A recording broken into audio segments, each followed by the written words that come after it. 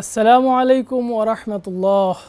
ইন্নাল হামদালিল্লাহ ওয়াসসালাতু ওয়াসসালামু আলা রাসূলিল্লাহ ওয়া আলা আলিহি ওয়া আসহাবিহি ওয়া মান ওয়ালা, আম্মা বাদ।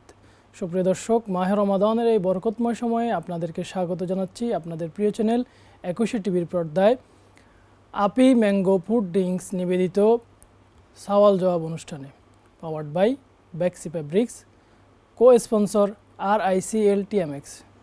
সুপ্রিয় দর্শক, আমাদের এই অনুষ্ঠানে আমরা আপনাদের বিভিন্ন মনের অজানা জানা প্রশ্ন নিয়ে আমরা এই অনুষ্ঠান করে থাকি। আর এই অনুষ্ঠানে আমরা এক একদিন এক একজন বিজ্ঞ ইসলামিক স্কলারকে আমন্ত্রণ জানিয়ে থাকি। আজকে আমরা আমাদের স্টুডিওতে একজন স্কলারকে আমন্ত্রণ জানিয়েছি। আমাদের অতিথির সাথে আপনাদেরকে পরিচয় করিয়ে দিচ্ছি। আমাদের সাথে আজকে উপস্থিত আছেন মুফতি এজাজুল ইসলাম, ফেশ ইমাম, শেখ দিলু ব্যাপারী ওয়াকফ এস্টেট মসজিদ, মগবাজার, ঢাকা। আসসালামু আলাইকুম রহমতুল্লাহি ওয়া বারাকাতুহু। ওয়ালাইকুম আসসালাম রহমতুল্লাহ। শেখ কেমন আছেন? আলহামদুলিল্লাহ। শেখ, আমাদের আজকের বিষয় হচ্ছে অসহায় মানুষের প্রতি সহানুভূতির মাস রমাদান।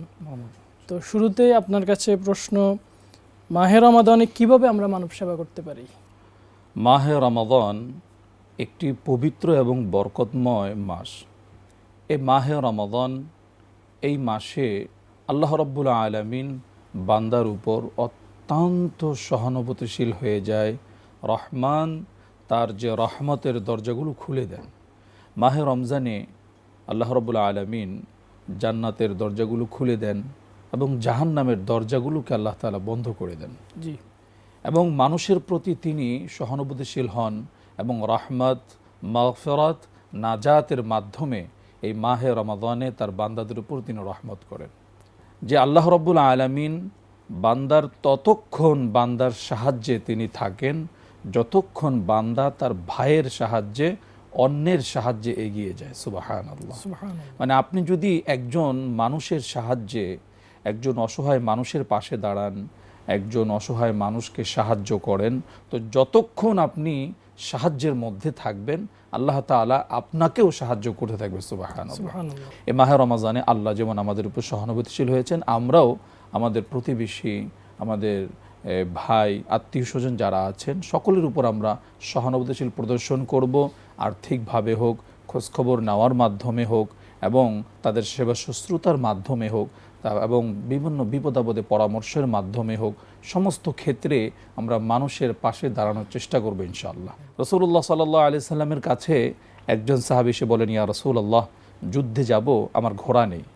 তখন আল্লাহ রসুলের কাছে কোনো ঘোড়া ছিলেন না। তখন আল্লাহ রসুল বললেন যে তুমি অমুক ব্যক্তির কাছে যাও। সে অমুক ব্যক্তির কাছে যাওয়ার পরে সে ঘোড়াটা পেয়ে গেছে। তখন আল্লাহ রসুলকে সংবাদ দিলেন সাল্লাল্লাহু আলাইহি সাল্লাম, যে ইয়া রাসূলুল্লাহ, সে তো আমাকে ঘোড়া দিয়েছেন।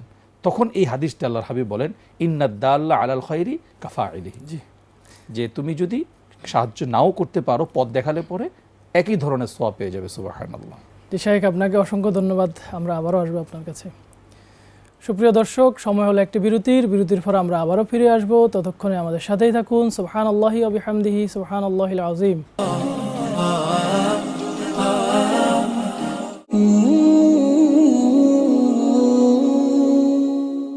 সুপ্রিয় দর্শক, বিরতির পর আবারও ফিরে এলাম। আপনারা দেখছেন আপি ম্যাঙ্গো ফ্রুট ড্রিঙ্ক নিবেদিত সওয়াল জবাব অনুষ্ঠান, পাওয়ার্ড বাই বেক্সি ফেব্রিক্স, কো স্পন্সর RICL-TMX। শেখ, আমরা বিরতির পূর্বে আপনার থেকে শুনছিলাম, আপনার নিকট আমাদের প্রশ্ন, সামাজিকভাবে এবং আমাদের যারা প্রতিবেশী আছে তাদেরকে আমরা রমজানে কীভাবে তাদের প্রতি আমরা সহানুভূতি দেখাতে পারি বা সদয় হতে পারি, যদি একটু সংক্ষেপে বলতেন। সহানুভূতিশীল শুধুমাত্র রমজানে হবে বিষয়টা এমন না, সারা মাসেই সহানুভূতিশীল হতে হবে। বিশেষ করে আমরা রমজান থেকে এটা শিক্ষা নিতে পারি। মাহে রমজানে প্রতিটা মানুষের মধ্যে একটা পরিবর্তন দেখা দেয়।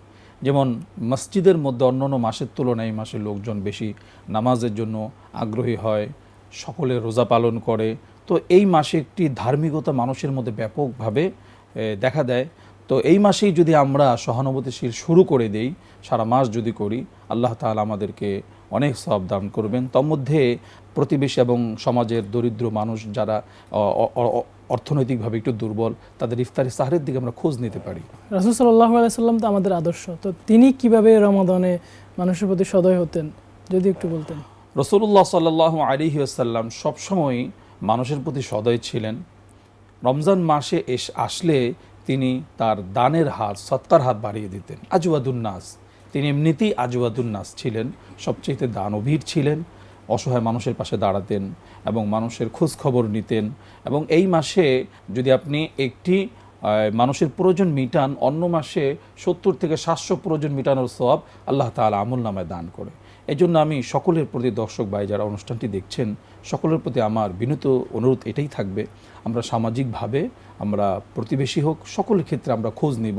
কারণ এই রমজানের শেষ মুহূর্তে এসে অনেকের ঈদের সময় অনেকে কেনাকাটা করে, অনেক গরিব ভাইয়েরা তারা পারছে না কেনাকাটা করার জন্য, এবং আমরা সদকাতুল ফিতরগুলো আদায়ের মাধ্যমেও আমরা আমাদের দানের হাতকে বাড়িয়ে দিতে পারি। যদিও এটা দান নয়, কিন্তু আমরা সদকাতুল ফিতরগুলো সঠিকভাবে আদায় করতে পারি, যাকাতটা সঠিকভাবে আদায় করতে পারি। তো এরকমভাবে যদি আমরা আমাদের নিজ নিজ অবস্থান থেকে, দায়িত্ববোধ থেকে আমরা যদি অসহায়ের পাশে দাঁড়াই, তাহলে মাহে রমাদান এবং পবিত্র ঈদুল ফিতরের মধ্যে অসহায় ভাই বোনদের মুখে একটু হাসি ফুটবে। একটি হাসির বিনিময় হতে পারে আমাদের জন্য নাজাতের উসিলা হয়ে যেতে পারে। জি শায়েখ, আপনাকে অসংখ্য ধন্যবাদ কষ্ট করে এসে আমাদেরকে সময় দেওয়ার জন্য। শুকরিয়া। আশা করছি আপনার কথাগুলোর মাধ্যমে আমাদের দর্শকরা উপকৃত হবে। সুপ্রিয় দর্শক, আমরা একেবারে অনুষ্ঠানের শেষ পর্যায়ে চলে এসেছি। আগামী দিন আমরা ভিন্ন কোনো বিষয় নিয়ে, ভিন্ন কোনো অতিথি নিয়ে একই টিভির পর্দায় একই সময় হাজির হয়ে যাব। ততক্ষণে আল্লাহ রাব্বুল আলামিন আপনাদেরকে ভালো রাখুন। সুবহানাক আল্লাহুম্মা ওয়া বিহামদিকা আশহাদু আল্লা ইলাহা ইল্লা আনতা আস্তাগফিরুকা ওয়া আতুবু ইলাইক। আসসালামু আলাইকুম ওয়া রাহমাতুল্লাহ।